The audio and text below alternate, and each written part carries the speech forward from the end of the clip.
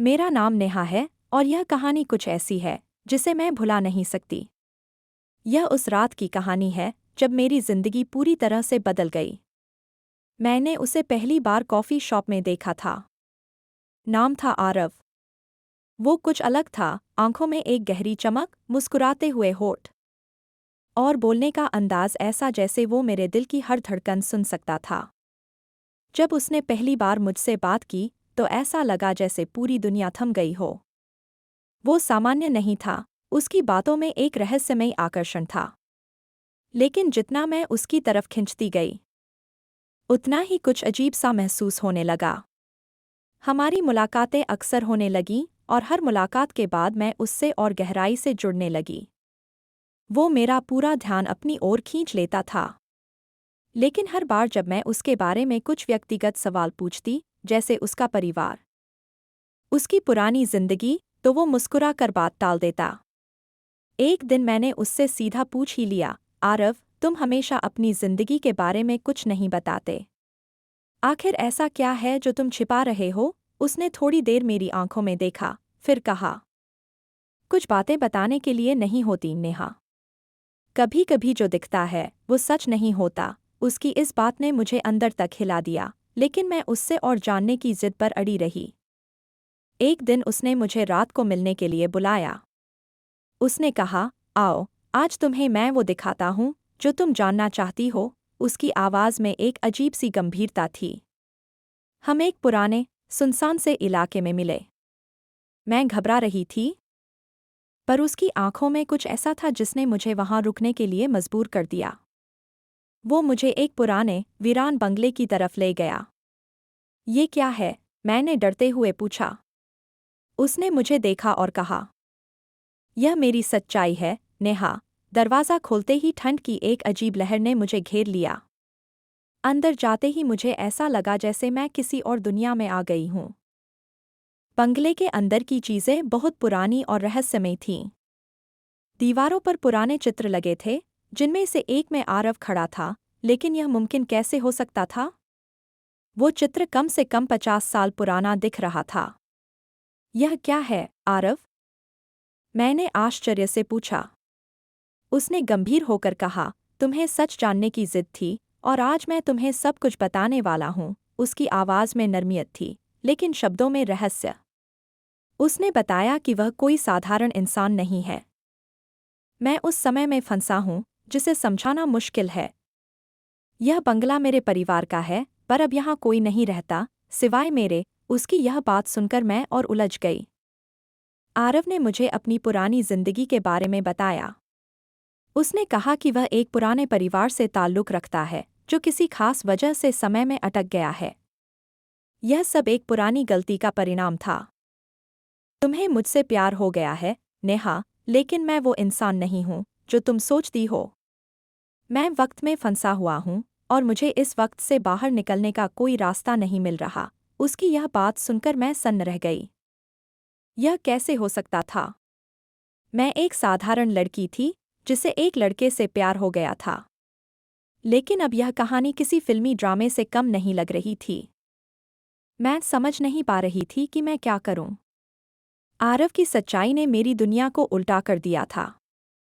एक तरफ मैं उससे प्यार करती थी और दूसरी तरफ यह जानकर कि वो कभी भी मेरे साथ पूरी तरह से नहीं हो सकता।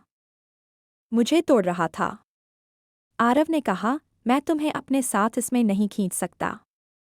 यह जिंदगी तुम्हारे लिए नहीं है नेहा। उसकी आवाज़ में दर्द था।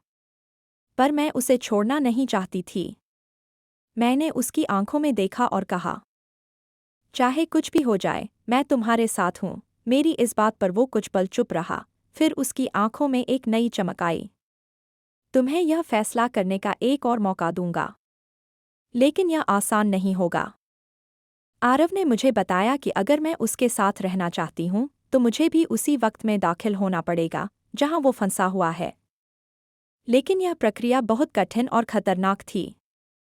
तुम्हें एक विशेष रिवाज पूरा करना होगा जिससे तुम इस वक्त में प्रवेश कर सकोगी।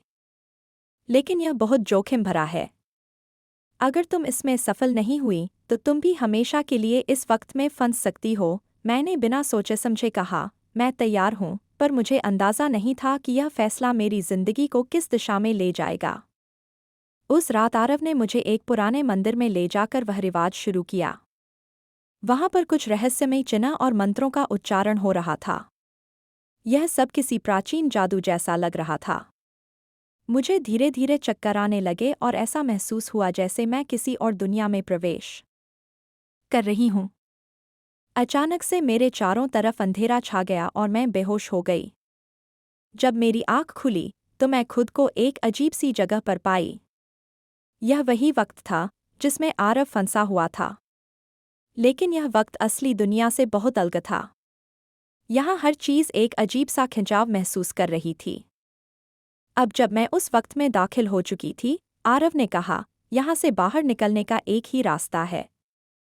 हमें उस गलती को सुधारना होगा जिसने हमें यहाँ फंसा रखा है। मैंने उससे पूछा, यह गलती क्या थी?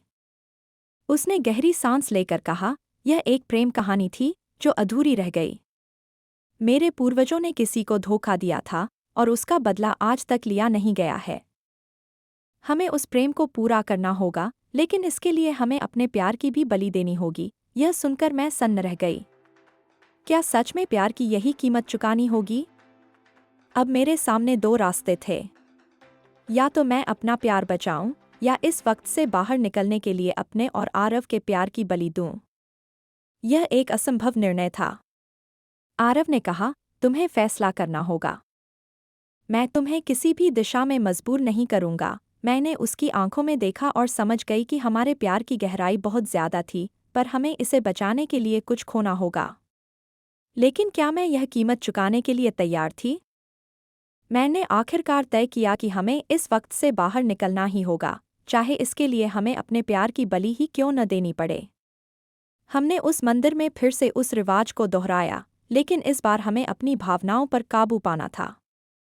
जब मैंने आरव को आखिरी बार देखा, उसकी आंखों में वही गहराई और दर्द था, पर हम दोनों को पता था कि यह आखिरी मुलाकात है। एक चमकदार रोशनी आई और मैं फिर से बेहोश हो गई। जब मेरी आंख खुली तो मैं फिर से उसी कॉफ़ी शॉप में थी जहां मैंने आरव से पहली बार मुलाकात की थी। लेकिन इस बार वहां आरव नहीं था। मेरे पास उसकी कोई याद नहीं बची थी। बस एक अधूरा एहसास कि मैंने कुछ बहुत कीमती खो दिया है। वक्त ने हमें अलग कर दिया, लेकिन हमारी कहानी हमेशा मेरे दिल में जिंदा रहेगी।